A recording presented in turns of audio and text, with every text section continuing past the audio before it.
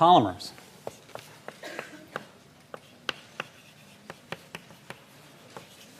And of course, this follows chemistry of carbon because a lot of polymers we use today are based on carbon. Not all, and I'm going to use some examples today. But it's from the Greek, poly, obviously meaning many, and mers, which sort of means part or unit. Many units, many parts. And we usually start talking about these from the standpoint of how they're made, at least the synthetic ones, how they're made. And there are really sort of three main methods that we will talk about today. The first is addition, condensation,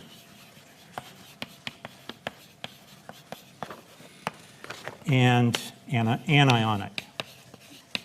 These are the most common ones that you find around. Actually, I have to say condensation and anionic are the ones that you most often experience in your everyday life. Addition, you typically run across that except in a big reactor, but it's an important synthesis method for making the kind of polymers we used all the time. So let's do an addition reactions.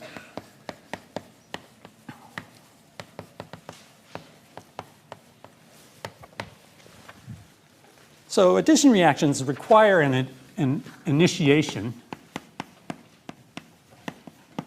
to start a chain reaction. The chain reaction is something that just keeps on repeating itself till it runs out of reactants. And the most common initiators are a family of compounds called peroxides.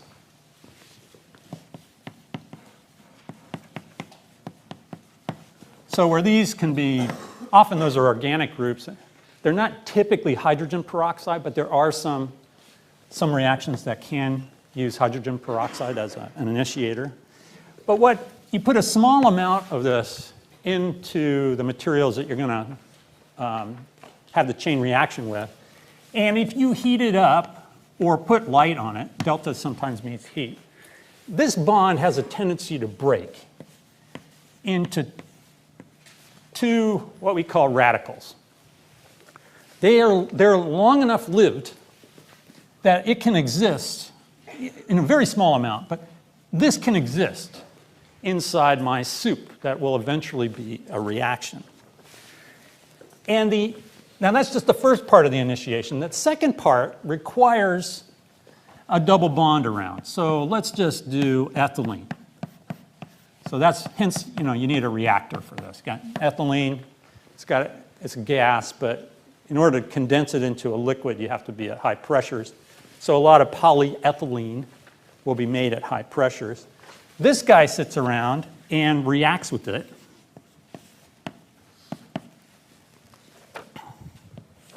To initiate what will now be the species that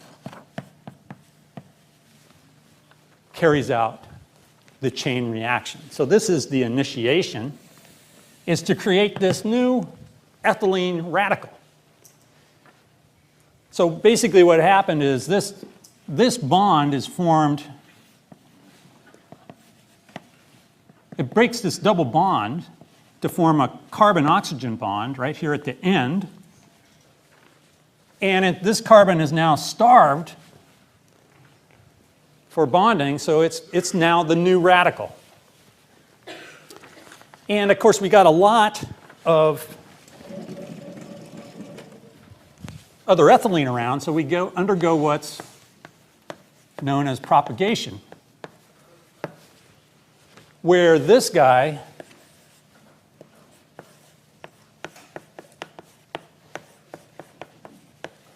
can now react with more ethylene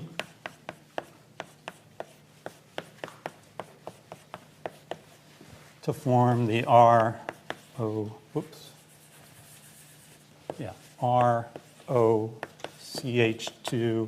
CH2, CH2, CH2. You get the idea. Still another radical.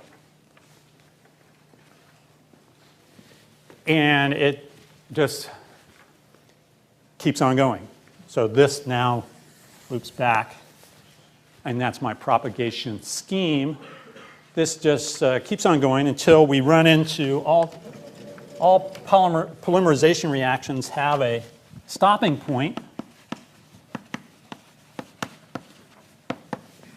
Obviously, if this ever runs into another radical,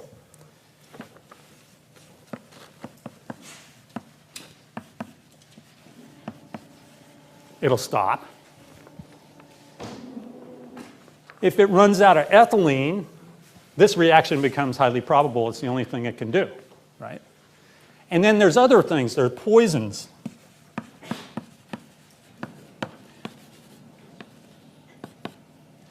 I'll call them P star, which will stop the reaction, or P dot. Anything else that's not supposed to be there that scavenges up radicals will stop. Things like oxygen are typical thing that will stop these reactions. And so this can repeat itself. The number of times that it's repeated, so you start with something at the end, and then it's CH2, CH2, then somehow terminates at the end. This repeat unit is repeated so many times. This is the N is the degree of polymerization.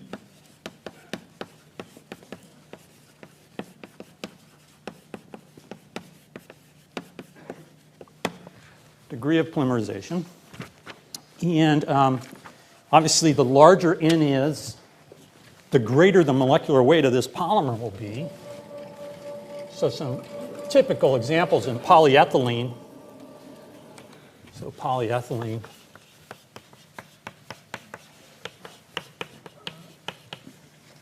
N can be, 10,000.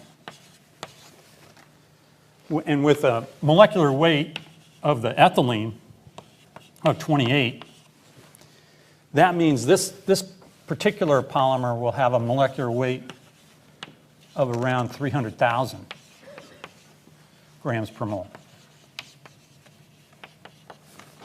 Right. So these can get pretty monstrously long molecules. So an absolute length, that distance there is about 3 angstroms. So you have to get its length, if you were to stretch it out. Of course, it coils back on one itself, and we'll talk about that. But if you were to grab one end and stretch it out, it would be, in this case, 10,000 times the 3 angstrom size. So it's straight length.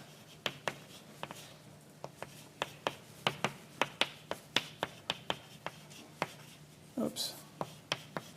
If you could, as I said, stretch it, it would be around 30,000 angstroms, which is, well, that's about 3 times 10 to the minus 4 centimeters, or 3 microns. So you can almost see that under a microscope if you stretched it out. Some of these, so there's the kind of polyethylene is called ultra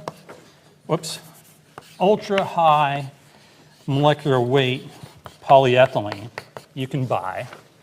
And this one is got a molecular weight up to 6 million. So that ends up being about, N is 214,000. Huge. Its length, if you do this calculation,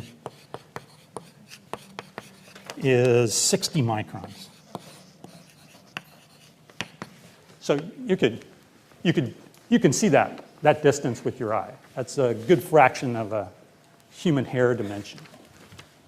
We'll talk about others that are even longer. Okay, so that's addition reactions, this radical polymerization. is very common for making things like polyethylene.